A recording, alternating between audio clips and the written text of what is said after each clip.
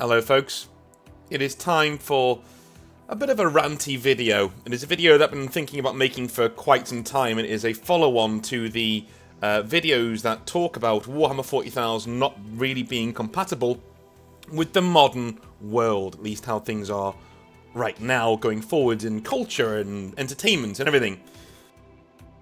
So, it's going to be a bit of a rambly one. I've not written a script for this. I just wanted to sit down with my thoughts and generally go over a discussion I was having, actually, last night with a friend of mine. And we were sitting down, and he said to me, in no uncertain terms, you know, he's been into Warhammer 40,000 for upwards of 25 years, right? He is an old grey beard, he's been around the block, and he recently got out of the hobby. He finished with his hobby, he sold a load of his models, he had about 8 or 9 armies, he's now only got 2, and even those he only keeps to play with his son. And when I asked him why, over an alcoholic beverage, he told me it doesn't feel the same anymore. And when I queried that, I said, well, what do you mean it doesn't feel the same anymore? Do you mean the game? Do you mean... And he said, no, the art. And that just flummoxed me a little bit. I said, what do you mean, the art? You don't like it? It's not your kind of thing? And he had on his phone a folder of lots and lots and lots of different pieces of artwork that he loves. And he said, do you notice anything when you flick through them? And I did. They're all from either 3rd edition or that kind of era, right? They're all from around about then. When I pushed a little bit further, he told me that 40k was a punk setting, which is news to me. And then he showed me this picture. And he said, in 3rd edition, this was literally everything that you'd get in 40k. It was punk, it was in your face, and it was cool, right? Now, everything is basically a mil sim, you know, a military simulator. Things like that have been going on in the hobby for a long time. The thing that stood 40k apart, at least for him, and actually for me, because I'm kind of coming around to his kind of way of thinking, the thing that stood 40k apart was this abrasive edge. It was this rough-hewn parts to it, where you could be very intimidated by it. You could have to step back a little bit and say, well, hang on a minute, you know, what kind of a hobby am I getting into? But if you liked what 40k was bringing to the table, dude, you were in. You were absolutely in. One of the main reasons for this, and I think we picked on it last night when we were talking about it, was the fact that 40k, in and of itself, is kind of a victim of its own success, right? It definitely is. This is a game that has been purported to need to be mainstream for a long time, right? And we were all guilty of having these thoughts, especially I was back in the day, of wishing more people were into 40k, wishing I had more opponents, wishing that, you know, I wasn't ashamed to bring my grandparents into my local Games Workshop because of all the smells and different odd people that were in there. I wanted more normies, and again, that was a sin of my own. You know, I've always been, you know, I don't judge a book by its cover, but you can do, you know. Of course, I've said that before, right? You definitely can judge a book by its cover, but always be prepared to take the L and say, look, I was wrong about this person when I judged them by how they looked or smell, as the case may be, in Games Workshop in the 1990s. I met a load of good people back in the day, but if I could just go back to my younger self and say, listen, you don't know what you're asking for. When you ask for 40k to be more mainstream, do you know what you do? You ask for 40k to stop being 40k. I'm going to share with you certain covers of different codexes and things that all the way through the years have really sparked my, shall we say, nostalgia. There is nothing quite like 40k nostalgia. A lot of people seem to equate it to video games, like, you know, one of my favourite games of all time was Final Fantasy IX, right? And yes, I get some nostalgia playing that game, sure I do. But I look at a cover like this, and I've never played Dark Eldar, but I look at a cover like this. This, to me, was 40k. You know? 40k did something very, very, very interesting, at least for me, that it's not really happened before with other settings, right? I was as excited to fight these guys as I was to see them played on the tabletop. You know what I mean? I was as excited to fight Tyranids and Dark Eldar and Eldar as I was for my own army. I wanted to see my army go head to head with dudes like this. These days, I think we've absolutely pulled back the curtain a little bit, and we've lost the mythology of 40k. I think that's what's happening with our current standing in our hobby. The more Games Workshop has moved Warhammer 40,000 toward the competitive edge of the game, and don't get me wrong, I completely understand why Games Workshop have made this decision. To make sure that 40k is more homogenized and brought in line with competitive gameplay, right? It's a lot easier to keep balanced. It's a lot easier to have everything in one house. We're all going down the competitive edge, and we've now got hundreds of thousands, right? Maybe more, of beta players, beta testers, people who can actually fix our game by showing us. What you're doing at a tournament is you are stress testing the rules of Warhammer 40,000. That is what you're doing. You are literally, without even knowing it, kind of working for Games Workshop. You are making sure that you're bending and breaking all of the rules, not by cheating, but by pushing them to the nth degree to try and get them out there, try and get a win. And that is something that, again, we looked at and pulled back and said, yes, this is another reason why 40k is losing its soul. It's not metal anymore. Quite literally, because most of the models are plastic now. But you know what I'm saying, right? It's not metal. Whenever you see pieces of artwork from back in the day, do you know what the main rule of 40k used to be in 3rd edition? The main one. And the rulebook literally told you, if you don't do it this way, you're playing it wrong. And games very rarely do that. Games will very, very rarely say to you, hey dude, if you don't play it this way, you're playing it wrong. Right? Because you bought a product and they want you to get the most value out of that product. But Games Workshop used to be brave enough to say, right at the front of their 3rd edition rulebook, hey, if you don't play the game this way, you're playing it wrong. And that's fun. This game used to have fun as its main rule. Both players have to have fun. That's the issue here. That is the #1 golden rule at the very, very start of that book. It's right there, in black and white. You don't see that in modern 40k rulebooks. If you even see a modern 40k rulebook, because they are quite rare these days, because, the rules change so much that the rules are outdated anyway by the time we get to, another supplement being injected into the game. Fun's gone.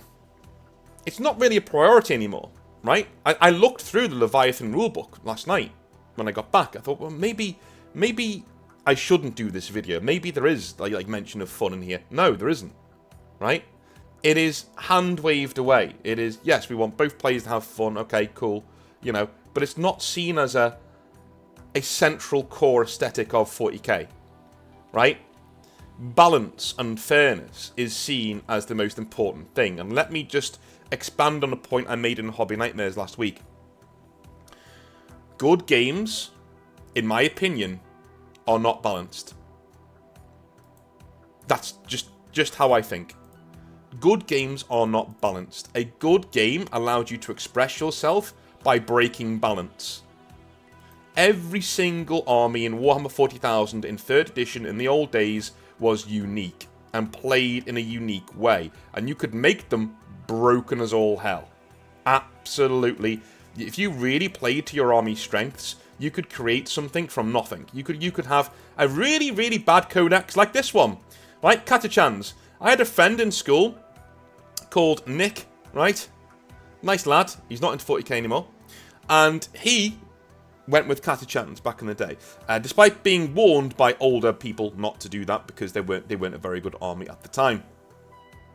He created what I can only describe as a gutting force. This was a force that absolutely hunted down monstrous creatures. If you were allied in a game to Nick's Catachans, you knew what to do with him. You literally pointed him at all the big scary things and said, murder, right? That go over there and kill that. Whilst we do everything else, that is all you're here to do, right? And he created an absolute...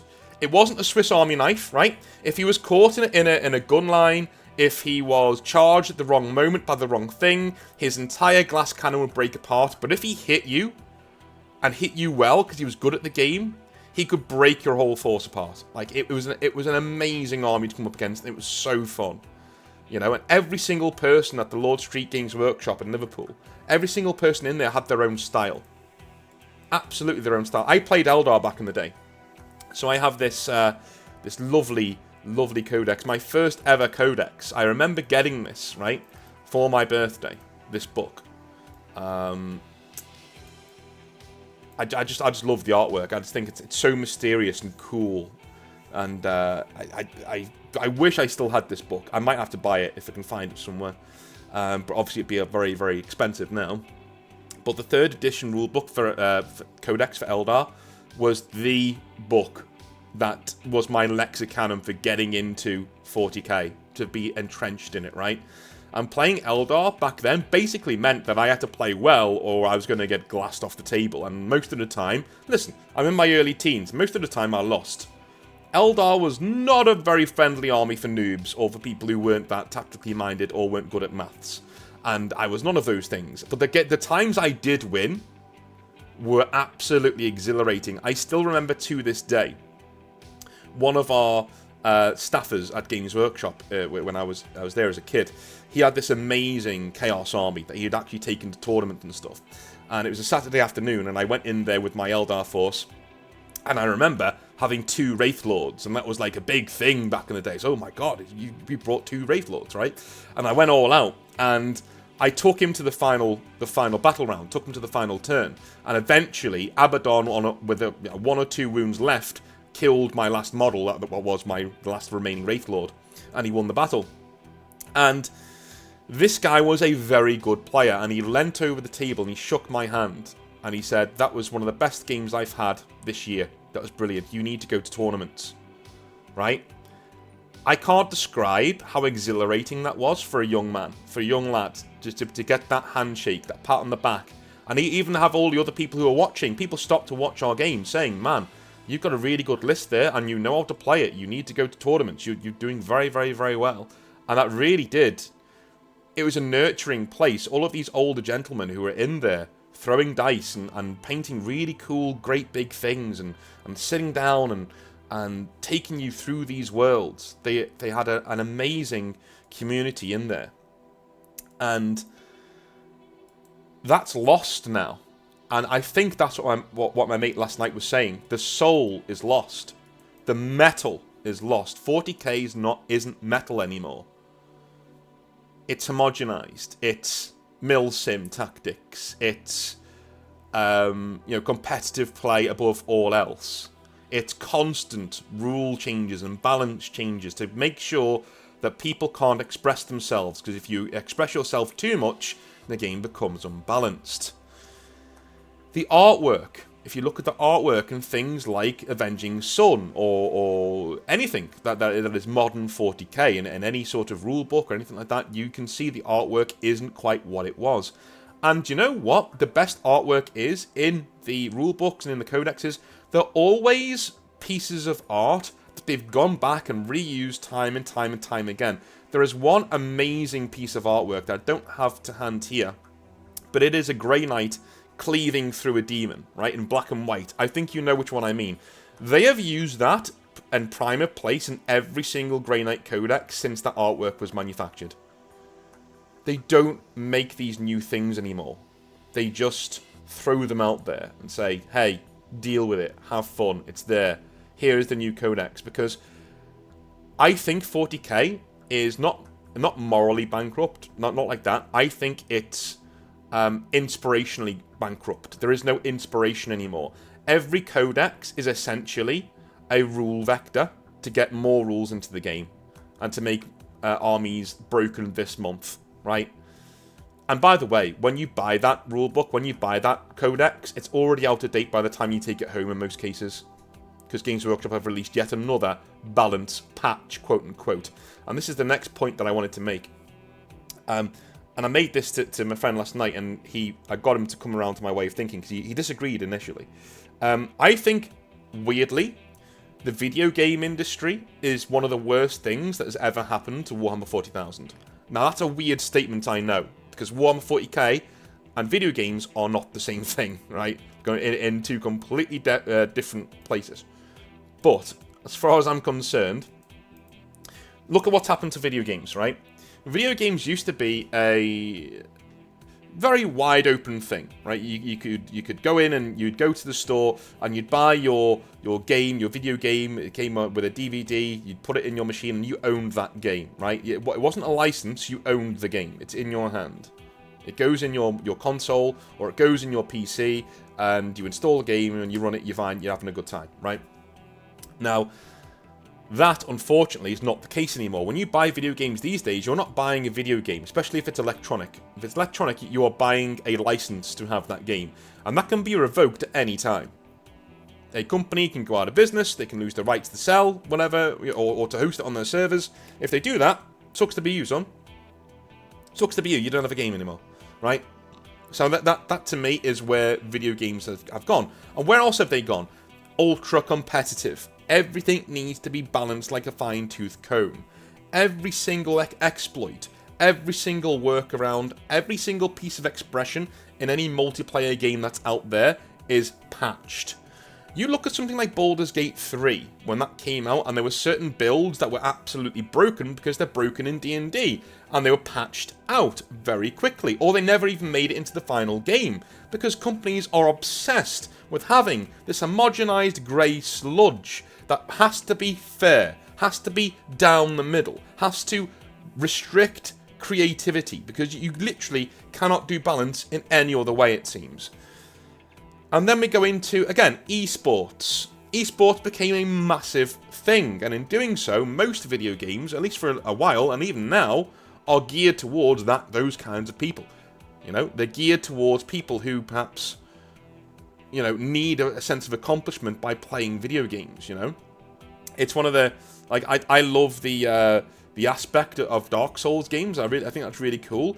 But I think you breed almost the wrong kind of player in a game like that, because you have, it is a game where the accomplishment of beating it is so high that you can actually use it as a real-life accomplishment, which is not healthy, by the way. It's not healthy, and it creates gamers who have an unhealthy attachment to their game, which is not good. But all of these things combined, right, is unfortunately what Games Workshop have looked at when it comes to Warhammer 40,000, their flagship product. I remember when I was getting shown around Warhammer World by my trainer, and we were, you know, shaking hands and all that sort of stuff with the great and the good, and we walked into the main gaming hall, and on the left-hand side of the main gaming hall was a big Twitch banner, right? And a cordoned off piece of the gaming hall where Warhammer TV does its own battle reports, right? And I think that's a really good idea. Battle reports are cool, and I wish they were in White Dwarf and things like that. But heading over there, you could see where the, shall we say, the notions of where Games Workshop is going is heading in that direction. It was absolutely opulent. There were cameras everywhere. There was you know, timers. There was all these other things on there, and you could see the effort that they're putting into this thing. And people were genuinely excited. They were like, "This is great." And I initially thought, "This is fantastic. I love watching things on Twitch and YouTube. This is going to be awesome."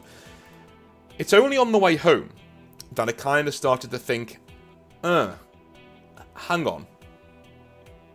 Could I really, genuinely say that I like and enjoy video games, multiplayer games? No. Why? Because most of the people who are playing those games are people who sort of wreck your peace, right? I say this to Steady all the time. A friend of mine, he's been on the channel before. Whenever we play multiplayer games, every couple of sessions, I stop and I sigh and I say, this is why I don't like playing games with others online. We were on Call of Duty the other week. And when you start the game, right, you jump in and the game automatically has voice chat on, so you can listen to what people are saying in the lobby. The very first thing was a racist slur. Like the very first thing, literally logged into the lobby, racist slur, constantly, right, because he thought it was funny. I went in, switched that off, right? We had some fun, and then the next day, the hackers turned up to ruin it for everybody, right? the cheaters start coming in with their tools and their aimbots and things like that. And it just ruins it. The game's ruined. Okay, cool, thanks. We had a decent game for a day or two, and you've ruined it. And that's what made me think. Back in the day, I was still having this kind of thought about video games in general. And when I saw 40k was going in that direction, that's the thought I had. Do I want 40k being whored out to people like this? And the answer is no. Obviously not. Absolutely not. Unfortunately, that's where we've gone. That is simply where 40k has gone. 40k is ultra competitive. And even in the most humdrum of circumstances, if you do not take a list that is fully capable of beating the ever-loving snot out of your opponent, you can expect to be tabled at the very top of turn 2, which, isn't great. And if you've got a really bad player, even getting to that turn 2 will take 3 or maybe even 4 hours. Because people just love to take their time and go back and forth with gotchas all of the time. It's a game of gotchas. It's a game of, I have my first turn, you get to sit there for an hour whilst I move my models and do my thing, and then I get to sit there for an hour whilst you do your thing, bored to tears. It just doesn't work for me anymore. I can't do it.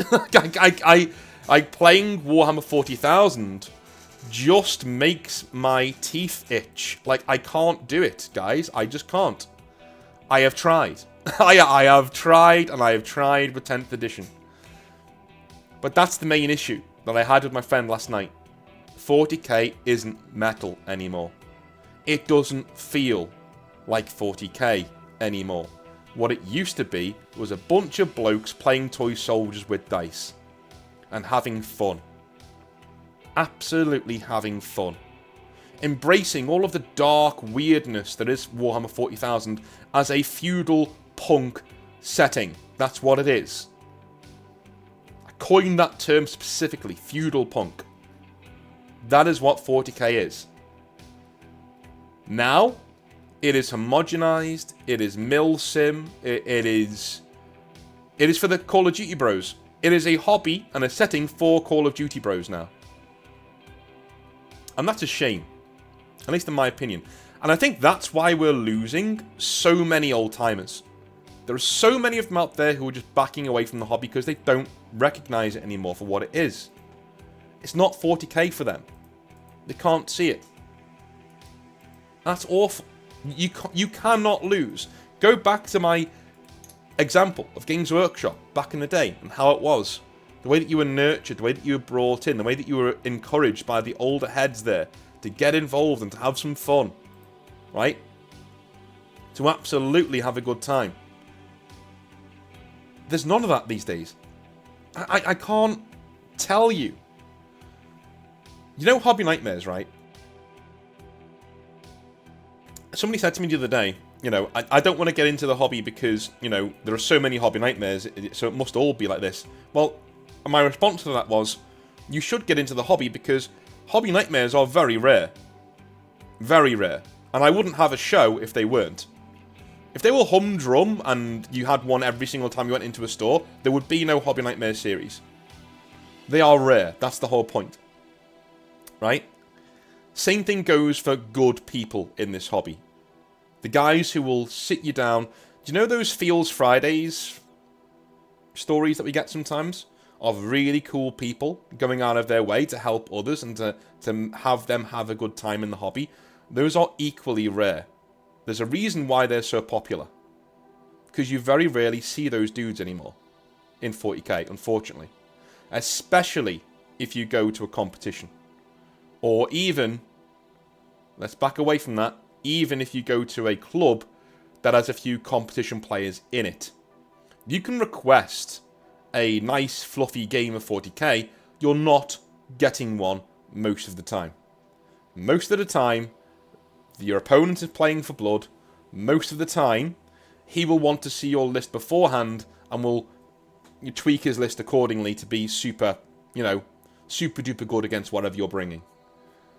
That has been my experience. And I lead quite a, not reclusive, but balanced hobby life. right? I chill out a lot with my hobby time. And even I come across these people. And it's becoming the norm. That's one thing I will say. This attitude of... And these people aren't hobby nightmares, by the way. This is literally what the game is. Right? The game is a game of gotchas. It is a game of, well, you can't do that because... Right? That's the game. Gone is sportsmanlike behaviour. Gone is having fun. Gone is the innocence, ironically, of the darker, more edgy side of 40k. It is not compatible with the modern world, and that is why 40k, for me, at least how it was and what got me into it, doesn't exist anymore. It doesn't exist. Now, does that mean there aren't parts of modern 40k that I don't like? Absolutely, that's right. Does that mean that there aren't parts of modern 40k that I like? No, there are certainly parts of modern 40k that I really like, right? You know, I've just been reading Lion, Son of the Forest, and I think it's one of the best books I've read in a while. Not just 40k books. It's a very good book. The lore behind it, I'm iffy on right now, but the book itself, fantastic. I'm having a lot of fun with it. I think it's brilliant. There are certain parts of the lore that I really like. I like that Gilliman's back. I like that we got Primarchs coming back. That's okay, right? More models that are cool is good for me. You know, that's just how I am. I know Macca's got a different opinion, and maybe Hal does too over at Amber King. I'm not sure, right? But for me, more models is good. More cool stuff is good.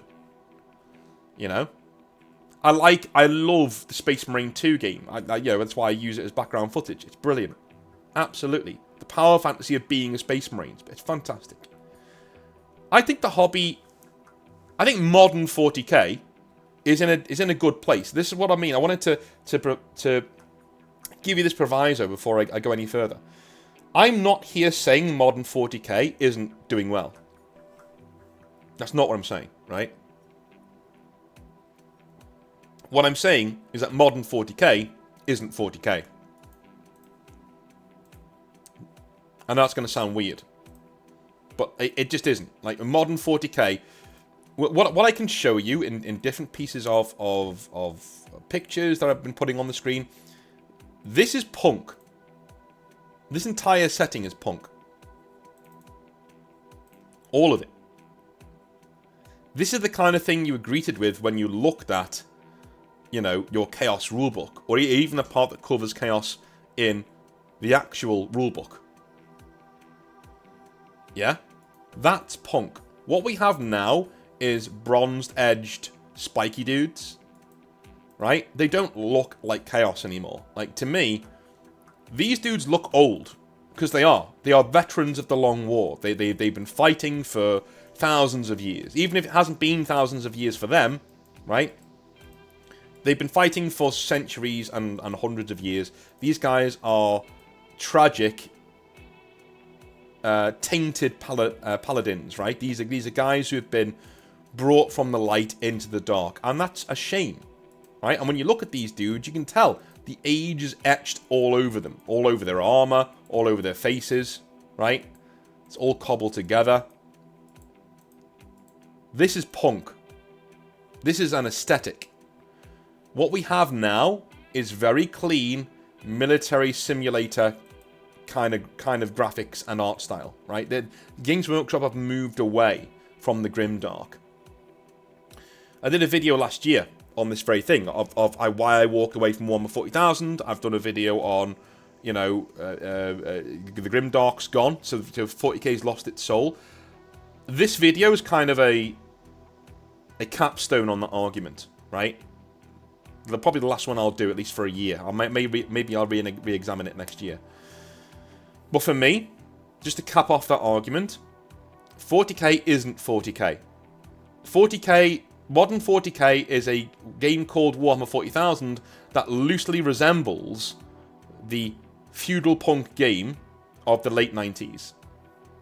That was the golden age of 40k. And nearly everybody who lived through that time says the same thing. I know people say, oh, well, all old-timers say this. You know, people who like Rogue, who got into the hobby in Rogue Trader, they say that was the best one. you know, or second or third or fourth or fifth, right? Whatever you got into is the best one. I disagree. I think the vast majority of people who lived through 3rd edition, right, not in terms of gameplay, but in terms of aesthetic and lore, say that was the game. That was it. That was 40k. The vast majority. That was the time when the Grimdark was really turned up. 1st and 2nd edition, your Rogue Trader, 2nd edition, it was still quite pulpy. You know, 40k was very pulpy. 3rd edition was when what we would come to define as Warhammer 40,000 was codified, is when it happened, right? 3rd edition, that rulebook. That game doesn't exist in modern world. And that's for good and bad, right? We've gotten a lot of good with modern 40k. You know, Games Workshop trying to balance the game can be seen as a positive thing. It's not for me, but it can be seen as a positive thing. That they're attentive, that they actually care. They actually want this thing to succeed. They actually listen to us sometimes with things like Leagues of Votan when that came out and stuff like that, right? But as I said to Maka the other day, you know, what about the people who bought that Leagues of Votan book because they liked the rules as they were? Well, sucks to be you, chap. You don't get that book anymore. It's exactly the same thing as what I said earlier about video games. You think you own that game you bought on Steam? Ha ha ha ha! No, you don't. You own the license, my friend, and they can revoke that at any time. Same with your codex. You think you own those rules? Ha ha ha ha! No.